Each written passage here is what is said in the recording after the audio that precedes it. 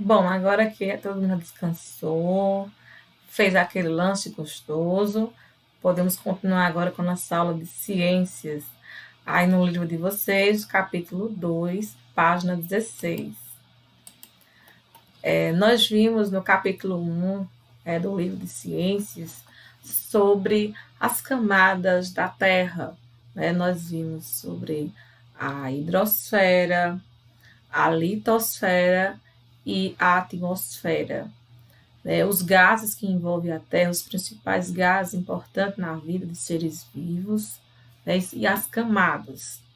Nesse capítulo 2, nós vamos conhecer os biomas que estão presentes no mundo e os biomas no Brasil. Você vê a primeira imagem, não é uma floresta, os índios e tem uma garotinha. Vamos conhecer a história dessa imagem. O que é que representa aí, não é? Então, a avó apontou o verde sem fim, era uma floresta cortada por rios, águas que pareciam desenhos brilhantes, cheios de curvas. Tem macacos aí embaixo, vovó? Muitos! Onças, veados, jacarés no rio, pássaros tamanduás, ariranhas, mutuns, jacamins, tatus, pacas, cutias, antas, botos. Continuou Olivia, impressionando a avó. Não passou muito tempo, o aviãozinho foi baixando. Dá para ver a aldeia, umas casas chamadas ocas redondas, só palha com uma porta. Alguém mostrava araras e papagaios para Olivia, ou as castanheiras carregadas de ouriços, ou os frutinhos e cajus no alto de grandes árvores. Ela queria pegar a família inteira dos índios com gentileza, não se incomodava de parar e apanhar para ela. Era uma pausa divertida, um descanso antes de recomeçar a andar.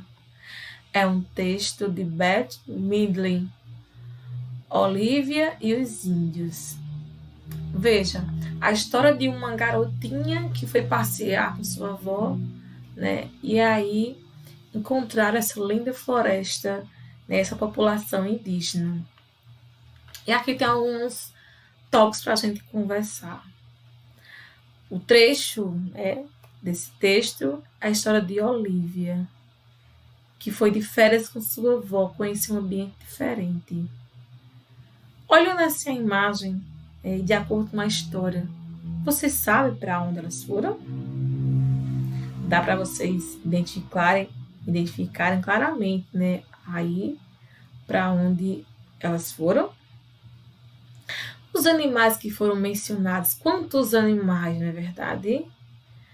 Você conhece algum deles? Talvez já tenha alguns, como já tem, em extinção. Outros ainda existem, mas muitos já estão ameaçados de extinção. Como viviam as pessoas que Olivia está conhecendo? A população indígena que vive na floresta, como é a vida deles? Será que eles vivem hoje uma vida moderna? Será que eles têm acesso a recursos tecnológicos? Não, Eles vivem uma vida mais nômade, Uma vida em harmonia com a natureza, natural, em paz com a natureza, E aí pergunta sobre as atividades. O que será que eles fazem ao longo do dia? O que é que eles comem? Já que eles moram na floresta, O que é que eles comem? Produtos que vêm da natureza. Geralmente vivem da caça, da pesca, da coleta. Viram como era a casa deles? De palha, Uma vida simples, Em harmonia com a natureza. Então, na página seguinte, começamos aí a falar sobre os biomas terrestres. Você tem aí o mapa mundi, com a numeração aí de 1 a 6, que são os principais biomas no mundo. Aí no livrinho de vocês, certo? Onde está presente, né? Por exemplo, campos e savanas. Você vê aqui, ó, na África, no Brasil, aqui na América do Norte, aqui também na Ásia, certo? Na Europa. O deserto, você está vendo aqui, maior parte aqui na África, tá certo? A taiga ou floresta boreal, aqui na Europa, na Ásia, aqui Estados Unidos, Canadá, tá percebendo aí? A floresta temperada em alguns trechos aqui da América do Norte, parte aqui da Europa e aqui também da Ásia. A floresta tropical, que está bem distribuída, uma boa parte aqui no Brasil e aqui na África, tá certo? E a tundra, essa partezinha laranja, também aqui, ó, boa parte aqui na Oceania, na África e na Ásia, certo? Aqui também na América do Sul tem uns trechos, tá vendo aqui? E na América do Norte. Então, vamos conhecer um pouquinho de cada um desses biomas no mundo e suas características. Nós temos aqui duas imagens.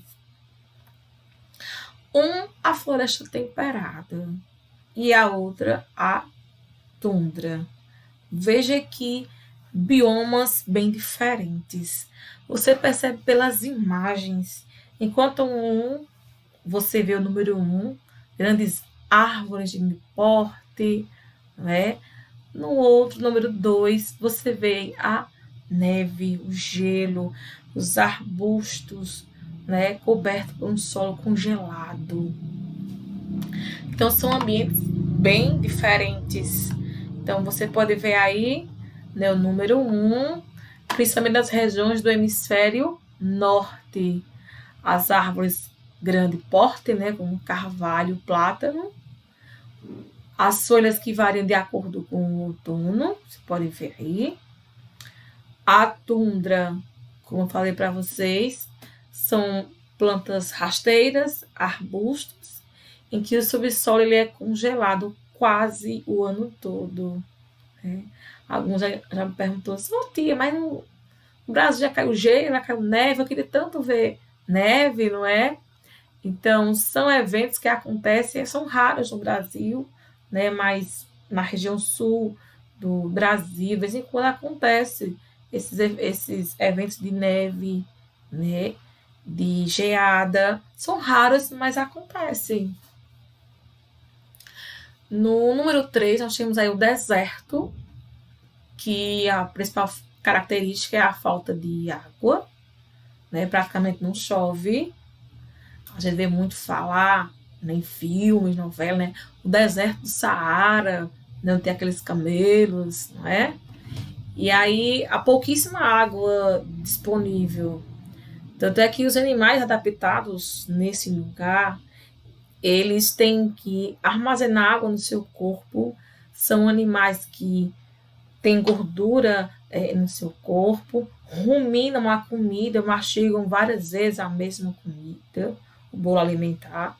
São animais resistentes à seca, como o camelo, a serpente, o lagarto, os roedores.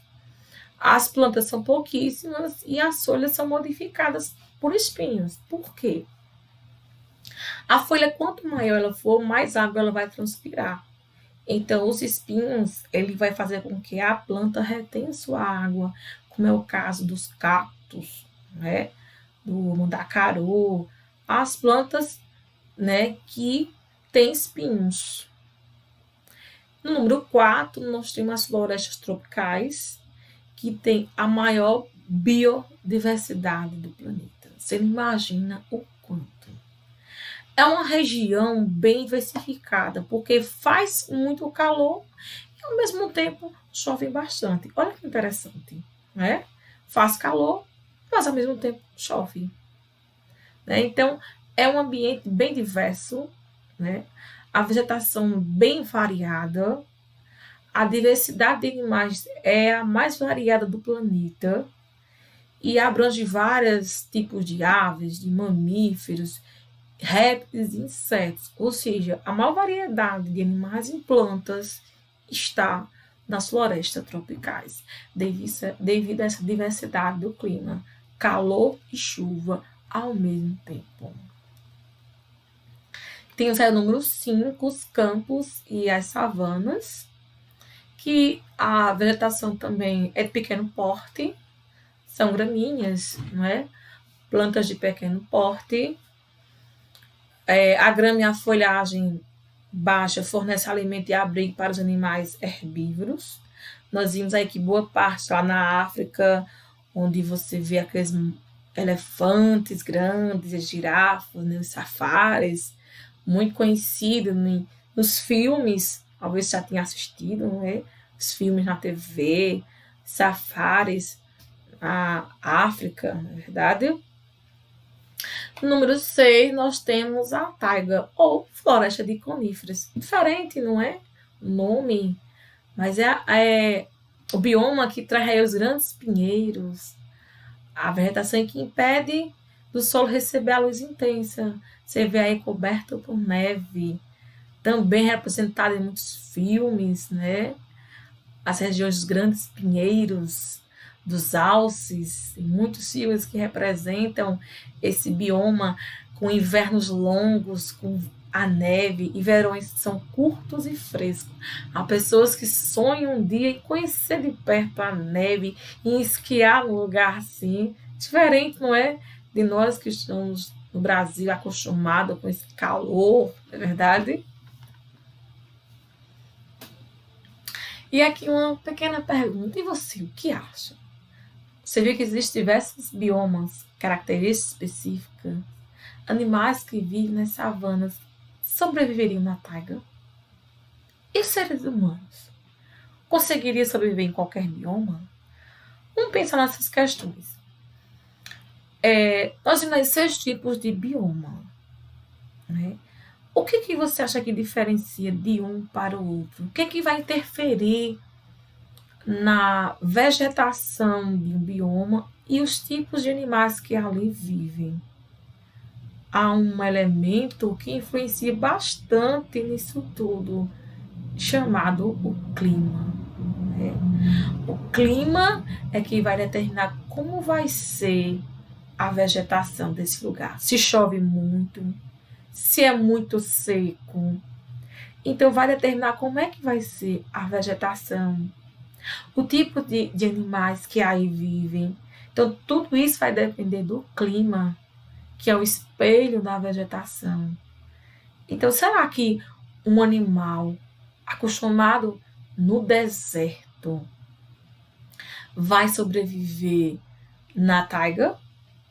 Um animal que está acostumado a viver em um ambiente muito frio vai conseguir sobreviver num lugar muito quente como o deserto? E os seres humanos?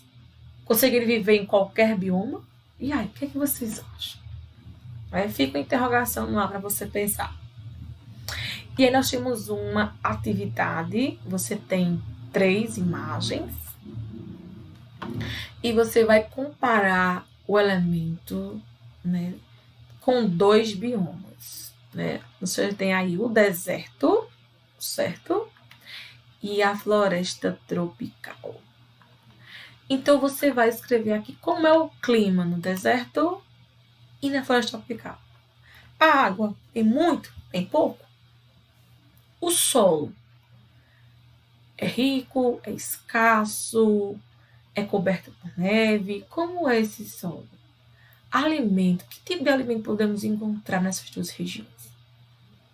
Como é a biodiversidade de animais e vegetais nesses 2 ambientes? Como é a vegetação, se é árvore de grande porte, se é gramíneas, árvore de pequeno porte? Como é que os vegetais se adaptam? É com pouca água, com muita água? E aí você vai ler o texto, nós vimos anteriormente, para poder comparar os elementos desses 2 biomas, ok? Aqui na letra B, sobre a savana, né, que é essa imagenzinha aqui, onde tá as zebras. Que outros animais típicos deste bioma você conhece? Pelo menos 3. Você pode voltar até o texto e ver, ou se você conhece algum filme, né, ou jornal, noticiário, que eu sei que animais são típicos da savana. Como é que esses animais se classificam? Nós vimos no texto. Esse pontinho aqui do seu caderno você não vai precisar fazer agora não, certo? Nós vamos fazer por enquanto só a do livro. No número 2, é sobre o desmatamento das grandes áreas da floresta tropical, que pode provocar alterações climáticas. Bom, como vocês sabem, o desmatamento ele é muito grande no Brasil, não só no Brasil, como no mundo, né? São desmatamentos ilegais, né? Empresas que fazem desmatamento sem ter autorização, e nós vimos a diminuição muito grande, né, das florestas brasileiras, como também no mundo. A pergunta é: você acha que o desmatamento vai provocar alterações climáticas? Você concorda com isso? Sim ou não? Será que o desmatamento interfere no clima? Veja, tem cidades, né, por aí no Brasil, por exemplo, São Paulo, que você nunca ouviu falar que lá fosse tão quente. E nos últimos anos, nós vimos que a temperatura tem aumentado na região de São Paulo, assim como em outras regiões do Brasil. Isso tem a ver com as queimadas, com o desmatamento, de forma direta ou indireta? Será que interfere? Interfere no clima? Com certeza. Esse calor que estamos vivendo, o aumento da temperatura no planeta Terra, a questão do efeito estufa, a alta temperatura que estamos vivendo, o calor, né, que está tendo na Terra, será que tem a ver com o desmatamento? Pensa aí um pouquinho.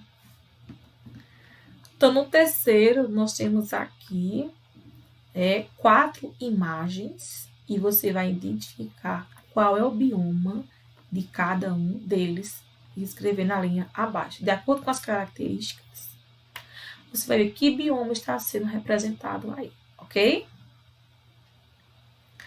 Na letra B, sobre seres vivos, adaptado em cada lugar. Por exemplo, na foto A e C. Né? Nós temos aqui uma floresta iluminada, o sol, árvores de grande porte. E na letra C, árvores também de grande porte, mas com sob o sol. O solo é coberto por gelo, por neve. Quais seriam os animais adaptados para viver nessa floresta e na floresta da letra C? Será que são os mesmos? Será? Pensem aí. Consulte o texto. Na letra C, né, sobre sua opinião, que adaptações devem ter os animais que vivem no bioma mostrado na letra B? Esse ambiente aqui, esse bioma, que eu não vou dizer agora o nome, certo? Vocês vão aí pesquisar e colocar aqui, vão ver no texto. Que animais, né, que adaptações esses animais que vivem aqui, eles têm que fazer para sobreviver neste lugar? Pense aí um pouquinho. Na letra D, em um dos locais, pode-se observar muitas aves coloridas, né? Várias espécies de macacos, né? A grande biodiversidade, né? Diferentes espécies de animais e plantas. Em qual dos biomas das fotos anteriores é possível observar esses animais? Em qual desses 4 aqui, né, podemos observar essas aves coloridas e por quê? Em que bioma você pode observar essa variação de aves e macacos? Por que será que eles estão inseridos nesse ambiente? Aqui nós vamos ver os biomas brasileiros, agora no Brasil. Um pouquinho de cada bioma presente no Brasil. Inclusive, há pouco tempo atrás, houve a campanha da fraternidade, que foi sobre os biomas, né? Proteger, né, e cuidar dos biomas. Inclusive, nós temos um bioma que ele é exclusivamente nosso, que é a Caatinga. É um bioma exclusivo brasileiro. Já pensou? Ter um bioma só, característico só nosso? Então, nós temos aí texto sobre a localização do território brasileiro. Você vê aí a imagem, a distribuição dos 6 biomas, a Amazônia, né? Olha aqui, floresta amazônica, que nós, quanto brasileiros, temos o privilégio de ter. A maior parte dessa floresta aqui no Brasil é nosso. Inclusive, muitos países têm inveja disso aqui, porque nós temos a maior parte da floresta amazônica. O bioma cerrado, aqui pega uma parte da região nordeste, certo? Região centro-oeste e sudeste. A Caatinga, que é aqui da região nordeste, como eu estava dizendo, é um bioma exclusivo brasileiro, em especial da região nordeste. O bioma Mata Atlântica, temos aqui na costa brasileira, na região nordeste, vindo aqui na região sudeste e sul, certo? Então, vem aí na costa brasileira, a região litorânea. O bioma Pantanal, aqui na região centro-oeste, né? E o bioma Pampas Gaúcho, aqui na região sul, lá no finalzinho, na pontinha do Brasil, né? O lugarzinho mais friozinho, que está abaixo do trópico. E aqui nós temos um texto falando sobre o Brasil, né? Localizado na região tropical. Por quê? Tem uma música de Ivete Sangalo que diz assim: moro no país tropical, abençoado por Deus e bonito por natureza. Tropical porque o Brasil está na zona dos trópicos, certo? Aqui, está vendo aqui, ó, Trópico de Capricórnio, a linha do Equador, certo? E ainda vai passando para outra linha do outro trópico, certo? Então, essa região do globo terrestre, que recebe a maior quantidade de luz, né? A luz solar, onde tem as maiores florestas úmidas, como a floresta amazônica e a Mata Atlântica, bem como os outros biomas, o Pantanal, Cerrado, Caatinga, Campos e Pampas. E nós temos um pouquinho sobre a floresta amazônica, que é a maior floresta tropical do mundo, né, como disse para vocês, e está presente no Brasil. Se estende por mais 8 países vizinhos ao território brasileiro, mas lembrando que a maior parte está no nosso território, certo? Você pode até grifar esse trecho, muito importante, certo? Aqui está falando, né, da floresta amazônica, onde chove muito, né, a diversidade da fauna e da flora.